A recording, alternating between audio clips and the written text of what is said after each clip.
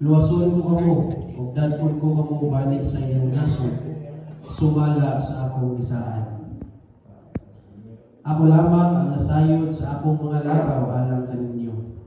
Sa paghimo kaninyong mauswagon, inay maalaot, ug paghatag kaninyo kaugmaon nga inyong ipangandoy. 12. Unya, musangpit o mudungol kamo kanako, ug mag-ampo kanako ug tubagon ko kamo.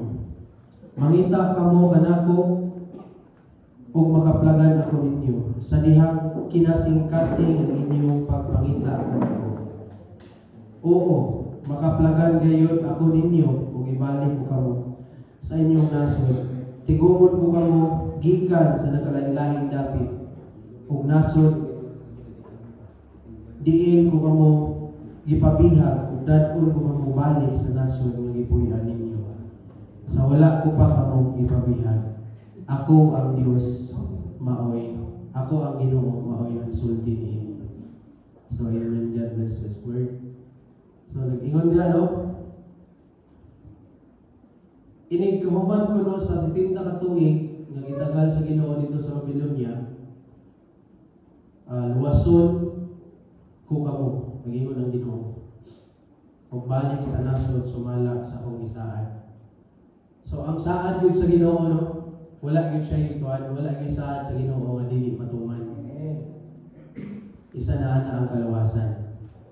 Di ba? Kung unsa ta pagpangga sa Ginoo. Kay kung wala pa ta ipangga sa Ginoo, atong sala kitay mubayan. Ganahan mataana. Dili, di ba? So ipadala niya ayang bugtong anak para pagluwas kanato. Okay? Nag-ingon siya lamang daw. Ingon ang Ginoo.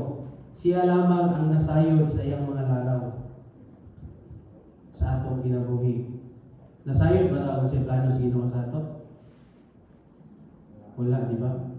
Wala ta kasayod sa kaugmaon nga giandam sa Ginoo nato. So nakasulay ba kita nga kanang murag ma-feel nato ba nga dili na nato makit-an ang Ginoo sa atong kinabuhi. Nang itong feel nato ang murag layo na tayo ang Ginoo. Na makaingon ka nga mayon ka sa mga galingon sa man ay murag layo kay ka Lord. That doesn't mean yun, ikalimtan ka sa Ginoo. Ang Ginoo naara na siya, naglantaw ni mo. Amen ba? Amen. Kanang makayo ka nga, luya kayo Lord, murag asa naman ka Lord? Asa naman mga panalangin imong gisaan? Ang Ginoo naara na siya, naglantaw ni mo. Isukod sa Ginoo ang imong pagtuo. Kung sa panahon sa kagubot sa imong una-una, kung makadumdum pa ba ka siya.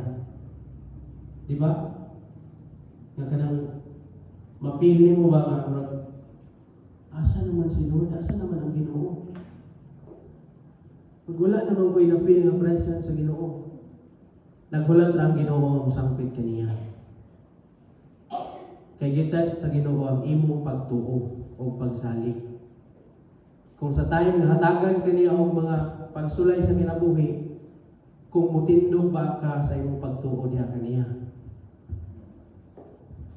Amen ba? Nabay uban no kanang testingan lang o gamay nga problema kanang biya to ning gamay nga problema kung naa ba ni pagtuo. Sabi daw, testingan ka. Kaya pag testing mo daw kay murag makunay ka, asa maglain man ang hikuan. Dako naman kayo nga problema, Lord. Diba? Nag-ingon siya diha sa 14, makaplagan gayon ako ninyo. Diba? Kanang mangita ta ba nga? Kanang kinasing-kasing nga pagpangita bitaw nato. Dili lang kay kanang basta na lang gipangita nato ang Ginoo. Nakita sa Ginoo ang imong kasing-kasing. kung tinud-anay ba ka nga nangita niya. Amen ba? Amen. Hello, mga mo.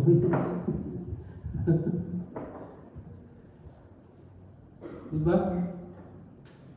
Kanang sa iyang mga pulong niingon nga imong makitaan siya kung pangitaon mo siya sa tibuok nimong kasing-kasing. Di ba?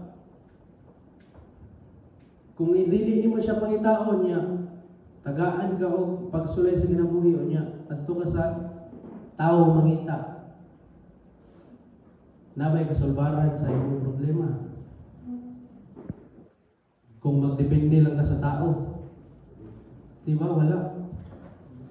Ang nakanindot kung makadepende lang kita sa Ginoo. Nagkanang every time may test ang atong kinabuhi, nagkanang perminti bitaw na ito, masakit si Lord. Lord, help me. Dili kay pray, help me.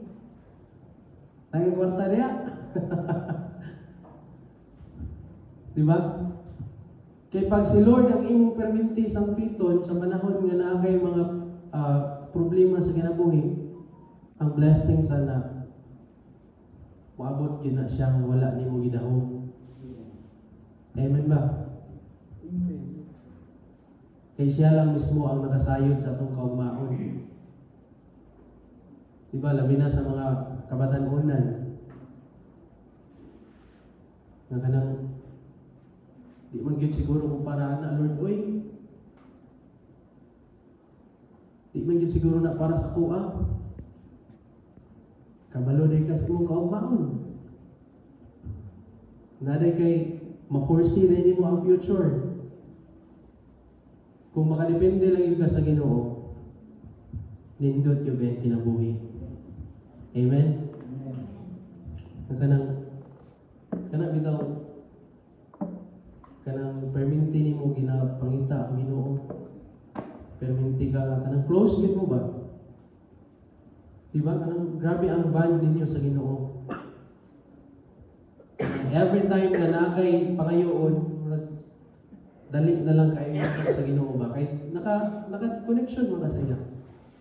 Ang imong kasing-kasing perminti naa sa Ginoo. Kunya gina pangita gyud nimo ang Ginoo sa panahon nga naay mga kamay problema.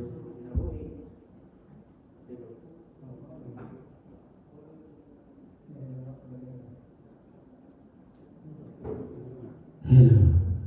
Napadiay. Kundi kuan ang iyang panalangin nga ihatag sa Ginoo nimo. Kung imo gyud siyang pangitaon kinasing-kasing, dili siya mahatag og panalangin nga kanang half or 1/4. Di ba kay reklamo mo ta? Amen ba? Nabi mga tao nga reklamador. Natagaan og katunga, sa man yun. Nagtarong og trabaho yung tunga na may gihatag sa kuha. Di man ni maingo sa ako. Pero kung imong kuanin gyud nga kanang ang imong kasing-kasing naka-tune in lang gyud mismo diha sa Ginoo. Tibuok gyud na nga panalangin ang iyang hatag sa imo. Di ba? Kunya, dili siya nagpaabot og pagkahingpit sa niining pagpangita kundi pagpadayon. Ang paningkamot ug ang andam nga kasing-kasing nga mangita kaniya mao ang nakapahimuot kaniya. Mo ni makahatag og kalipay sa Ginoo kanang ang imong heart naga-after lamang gyud sa iya. Di ba? Just like David. Di ba, bisag grabe ang sala nga nabuhat ni David, pero kanang kinasing-kasing ang iyang pagpangayo o pasahilo sa Ginoo. Nakapahimuot siya perminti sa Ginoo. Luyo sa mga nabuhat niya nga mga kuan bitaw, dili maayo. Wa siya nagmain nga kanang magdayeg siya sa Ginoo, wa siya nagmain nga kahubo-hubo siya dira. basta kay mapahimutan niya ang Ginoo. Amen ba?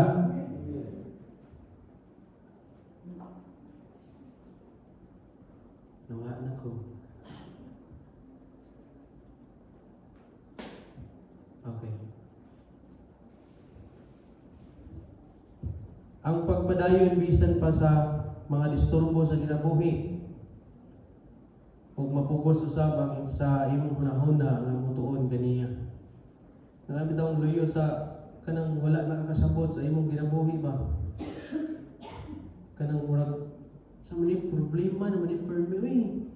Nami daw kanang makaingon ka nga wala naman siguro yung makatabang nako. Sayop gagay na ang hunahuna. Kaya ang Ginoo nagulat lang gina siya nga musangpit lang yung kaniya. Di ba? Kanang kuan ka ba wala na kay kaatuan sa mga problema gusto kang kanang naadayon masulba dayon. Ya mabili makapil ka wala man siguro yung Ginoo ko. Kaya nung nayunani man akong kinabuhi. Ang Ginoo nagpaabot lang na siya nga kanang musangpit lang yung kaniya bitaw. Kaya ang Ginoo nag-observe na sa ato. Sa atong kasing-kasing. Nga kanang dili sa kumagkuanan niya kung sa iyang buhaton kung mutawag begini sa sakuha. Kung magampo begini sa sakuha. Amen ba?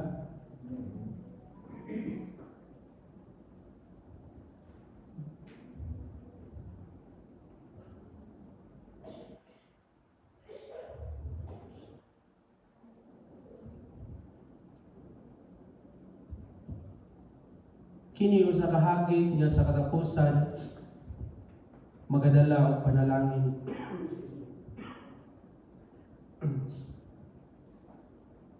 Og ang imong kalampusan sigurado yun makaplagan siya sa mas mangita sa kaniya mas makaplagan nimo siya sa mas makaplagan nimo siya mas higugmaon nimo siya. Kung imong pangitaon ang Ginoo, pag makita nimo, imo siyang zaman higugmaon. Dili lang kay pag makita nimo, okay, nakita na ako sa Lord. Okay na to. Good sa ni Lord. Okay na ka Lord. Ana ka dito. Kung imo siyang makuan, kung makita na nimo ang Ginoo, or kanang imong kibali murag sa pagpangita nimo imo siyang nakaplagan, dili wala pa dito na human ang imong kuan. Dapat imo siyang higugmaon tibuok nimong kinabuhi o sa tibuok nimong kasing-kasing. Bisan unsa pa nga mga disturbo nga imong giatubang karon, pahinumdumi ang imong kaugalingon mahitungod kaniya.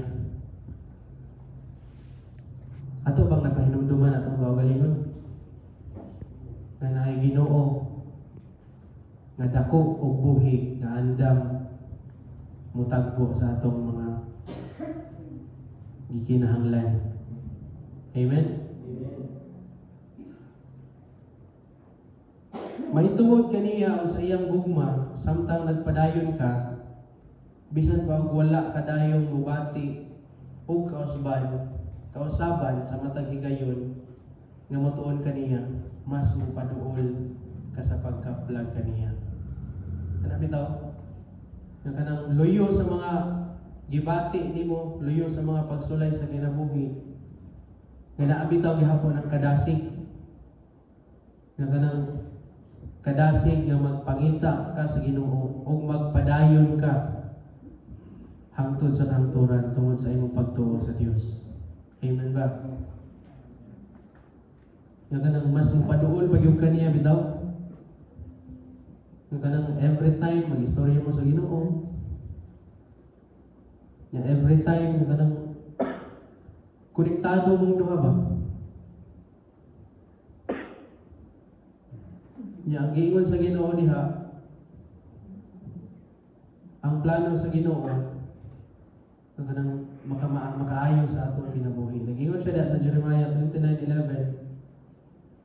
Nag-ingon siya diha, for I know the plans I have for you. Plans to prosper you and not to harm you. Plans that will give you hope and a good future.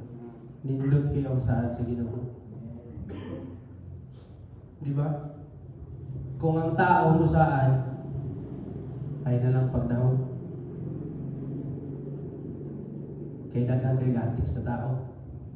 Pag ang Dios ang musaad kanimo, surebol yun ang imong kaugmaon.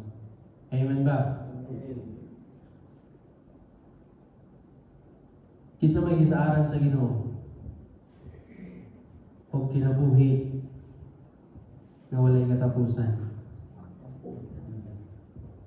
Di ba kitang tanan? Wala yung musaad sa Ginoo. Kayong tao ang musaad na may katapusan. Pag musaad ang tao, huwag maakataman. Ang tao. Pero pag ang Ginoo, kinabuhi nga way katapusan. Wala yung saad sa ato. So, luyo sa mga pagsulay, sa atong kinabuhi, atong hinumduman, o atong tingnon, atong kaugalingon niya. Naaman ko'y Diyos. Ganong mag-worry man kung naaman ko'y Diyos. Nga dako o buhi nga Diyos. Nga andam o paluyo ka na ako. Amen ba?